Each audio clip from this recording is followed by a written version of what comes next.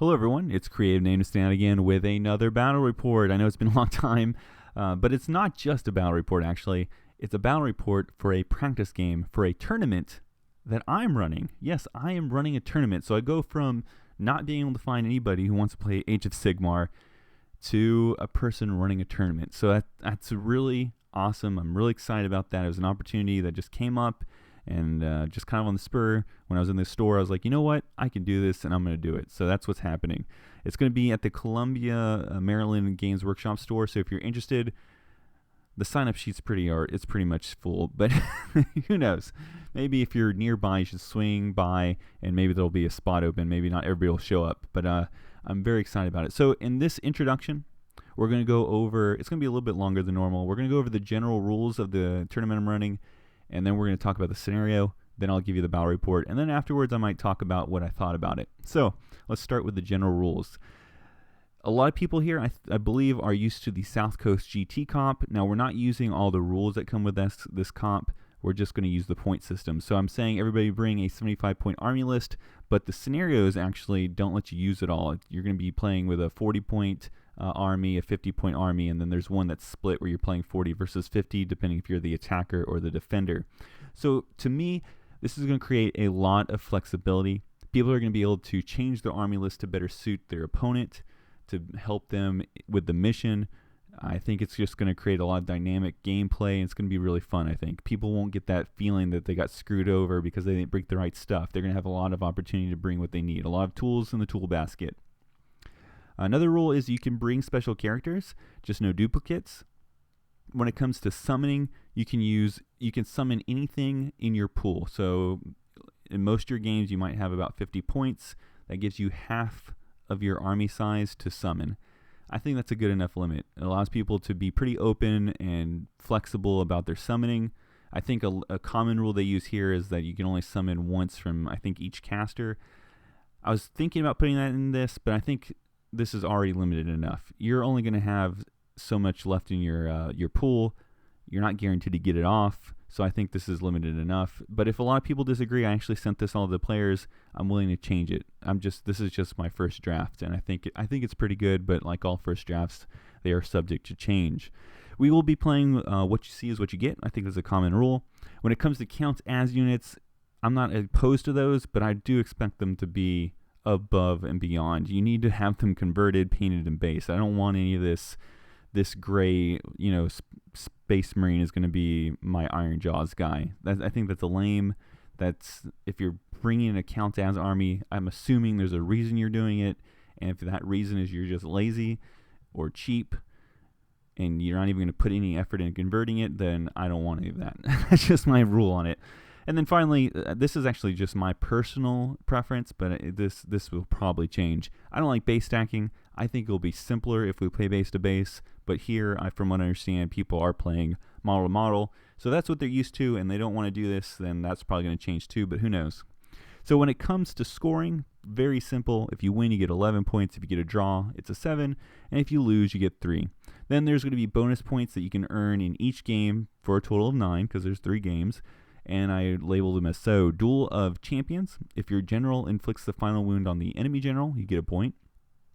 The Chosen Ones, you nominate a unit to be your champions, and if they end up killing a monster or a hero, there you go, 1 point. And then Sacred Lands, a randomly chosen terrain piece, will be something you want to keep your eye on to try to capture it. You capture it just by having enough wounds around them, 3 inches around that model, that terrain, and if you have more than your opponent, this is for some reason it's hard for me to spit this out, you get 1 point. So this serves a couple purposes here.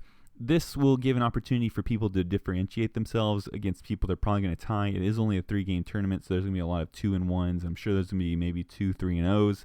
This is where you're going to really pull apart from each other. The other reason I want this is because I'm trying to encourage some narrative stuff to happen in the game. Having generals fight each other is kind of narrative. It's kind of fun. We want to encourage that. Having your awesome unit take on a monster and defeating it, that's something we want to happen in the game. That's fun. So just some other things that will help people, separate themselves for gameplay purposes and just to have a lot of fun. So I think that's my goal there. Now, there is painting requirements. I just don't want to see gray models. So the minimum requirement is you prime them. Your reward for doing that is playing them. I'm not giving you any points for it if that's what you show up with. But hey, you primed them so you can play them. If you bring gray ones, I don't want to see that on the table. Of course, if so many people here don't have painted armies or primed armies and there's a rebellion, then of course I'll take away that rule. But that's my goal. The next level is having 3 colors on 50 points of your army will give you 3 points. They don't even have to be painted well. Just 3 colors on 50 points of your army. Bam, 3 points. Fully painted army, 3 colors on all 75 points of your army. Doesn't have to be pretty. You get 5 points if you do it. I think that's good. Now, if you are a good painter, you put some effort into it, and everybody recognizes that, then you'll get a +1 bonus, and that's your reward for being awesome at doing that. Now, if you're looking at this and you're super hyper competitive and you're like, this is stupid because I don't want painting to determine anything in my victory, well, hold on there, get a grip, and let's look at this real quick. If you win 3-0 and you just take the effort to put 3 colors on your army, 50 points of your army, you will score a total of 36 points. Not asking too much from you, and you get to show off how cool of a general you are. If you go 3-0 and then somebody else goes 2 wins and 1 draw, and then they're like the best painted army there, they will have 6 points for that. They'll end up with 35 points. You're not going to lose that guy. You got 36, they got 35. Painting didn't stop you from beating that guy. Now, the bonus points, of course, that's the tricky part. What if they get more bonus points than you and you go 3-0 and that you lose to them because of that? Well, I think that's fair enough, because not only did they not actually lose a game, because they did go 2 wins and 1 draw, and not only did they put the effort to have the greatest army on the table, painting-wise, they also used some tactics and had some fun and got these bonus points. I think that's fair enough. I think they deserve the win.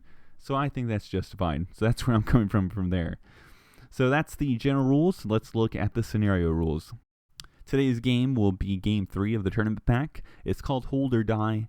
I don't remember which book that came from. I can tell you right now it's not verbatim from the book. I changed a couple of the details, and I definitely dropped some rules because I'm trying to keep it simple but fun, so it's a balance I'm trying to keep. Each player will roll a die. The highest player will choose which role they want. There's the Remnant and the Custodian. The Remnant will pick any point on the board and then get a 9-inch bubble from that point to be his deployment zone. The Custodian player will get everything else, but he does still have to stay 12 inches away from the bubble. The Remnant player will divide his army into 2 halves, a starting force and a reserve force. You divide that based on the number of units you bring to the table. So if you brought 10, you're splitting it 5 and 5. It's an odd number. I don't care. 6 and 5, and deploy whichever side you want. Here I have that they take turns deploying, but what I'm going to change it to is just have the Custodian deploy everything, and then the Remnant player will deploy everything. The Remnant player will choose who goes first, and the game will last 6 turns. On the next page, I list the command abilities. If you're interested in that, just pause the video and read them. The Remnant's objective is to keep their starting force alive and destroy half of the enemy army. The Custodian's objective is to destroy the enemy's starting force before the game ends. So in order to win, the Remnant starting force, if the Remnant starting force is destroyed or fleeing before the end of the game, the Custodian wins a major victory. If more than half of the Custodian's units are dead or fleeing before the end of the game, the Remnant wins a major victory. So you can see there, the big difference is that the Remnant player just has to kill half rounding up of the enemy army, while the Custodian is trying to kill specific units which make up the starting force. So this is still kind of like a set them up and kill each other mission, but it kind of puts a different dynamic on it. Any other outcome, if you guys get to the end of turn 6 and neither of these things happen, then the game's a draw. So with that out of the way, let's go ahead and jump into the actual battle report. Starting with deployment, we have a Slan Star Master and then a Skink Priest you can barely see. You have a better look here in the picture. Really surprised, very small army at first, so I was thinking, wow, I have a lot of stuff for 50 points. Then we have a look at my stuff, and you have 16 Blood Reavers with Meat Ripper Axes, a Blood Secator, 7 Blood Warriors, and my Aspiring Deathbringer. In reserves, we have my Dark Feast formation with the 2 units of Blood Reavers with Reaver Blades, the Slaughtered Priest, and the Bloodstoker. Now, at the forefront of my mind, I was thinking, I need to keep my Dark Feast formation together. When in reality, the first thing I should be thinking is I need to keep all my tougher units on the board first because they're the tougher units. Now, it's just going to work out that I have my more tougher units on the board, but that's definitely not what was in my thought, and I could have easily made a bigger mistake had I started with these guys on the board, and you're going to see why very shortly. But let's go ahead and start the game here. So I get to choose who goes first, being that I'm looking at only a Star Master Slan and a Skink Priest on the board, and they're really far off. I'm not going to be able to get in range of them. I thought, I'm just going to give this to my opponent and hope for the double turn. And so that's what I do. He pops up some Chameleon Skinks first out of the woods. They're slightly ahead of the Slan, and then the Ripperdactyls. Apparently with the Shadowstrike formation, they're flying in the sky, and then they decide to just crash through the clouds and get within 3 inches of your enemy's units. So as you can see here, I went ahead and took a picture after they charged, but they come on the board, and they were only 3 inches away from me. So we go into the shooting phase, and we return back to these Chameleon Skinks. They take aim at my Aspiring Deathbringer, and they are just mean. They kill him right off the bat. I think if they roll 6s, they do 2 wounds instead of 1. And then I think he's having something, I think that he has several things around him that's allowing them to reroll misses of 1. We move on to the combat phase, and I just want you to see this picture here with the Ripperdactyls. This is what they're getting themselves into. I have no idea what's about to happen. They drop from the skies. They're going to be able to reroll hits and wounds. Their beak, I think, is allowing them to make an extra attack, and then anything that hits generates another attack. And as you can see here, they do a number. It's ridiculous. They kill a lot of guys real quick.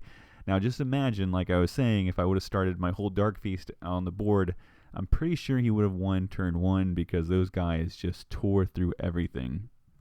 As retaliation, I managed to kill off one of the Ripperdactyls, and that's the end of his turn 1. So we go into my turn 1. I can't do anything. I can only consolidate around the Ripperdactyl, and after some combat between the 3 units, I managed to bring those guys down. So here we are at the end of turn 1, and my army is looking really, really rough. So I'm hoping for that double turn, and we roll off, and nope, not going to happen today. My opponent gets to go. So in his hero phase, he summons this Ankylosaurus, I forget what you call it, and he starts shooting away. He peppers my Blood Warriors, he kills off my Blood Secretor, and I'm just lucky to have some Blood Warriors left. So we go into my turn 2. My reserves pop on the board, and the game's over. I'm just going to cut this short. Even with my reserves on the board, I'm just not going to win this. With only so many Blood Warriors left on the table, I could run away, but blood for the Blood God, skulls for the Skull Throne, or whatnot. I just wanted to get my guys in there and get this over with. I got outplayed. Should have taken the first turn just to spread out the units, but I didn't because, I didn't know Ripperdactyls are going to be that awesome. And I'm just lucky that I didn't deploy all my Blood Reaper army units on the board, because I guarantee you he would have killed all my stuff his turn at the Battle Shock phase. So I'm just lucky that I didn't make even a bigger mistake. So it was a lot of fun though.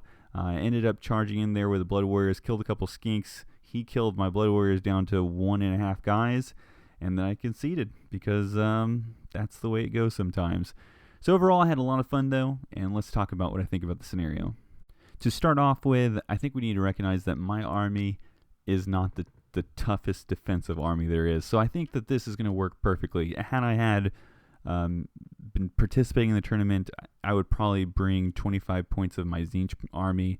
That would be a little bit more durable, and that's what you want to deploy on the board as your starting force. And I think that since people are going to be bringing 75 points of their army, that hopefully they kind of mix it around, have a variety of things to choose from, and they won't have this problem with a unit trying to stay alive on the board that doesn't have any armor saves. So with that in mind, and thinking how specialized I guess my army is, how unique it is, I think most people are going to have a really easy time with this scenario. It's not going to be so lopsided so early. I did lose, I think this was turn 2. Maybe I got lucky to turn 3, but I'm pretty sure this is turn 2 still. And so I think even though it was a complete devastating loss for me, that overall, functioning-wise, I think this is a good scenario, and I hope the people playing it think it's a good scenario. But as always, sent this off. I'm looking forward to any criticism. If you on the channel have any criticism, I'm open to it. But honestly, if you're not participating, it's not going to be I'm not going to wait as much. So, but you know what? I like conversations, so feel free to comment below however you like. Overall, though, I hope you enjoyed this video. Please feel free to comment or subscribe. Like the video as always. And I'll see you guys sometime this week, hopefully, with another scenario that I played. It's going to be the same one, just against a different opponent.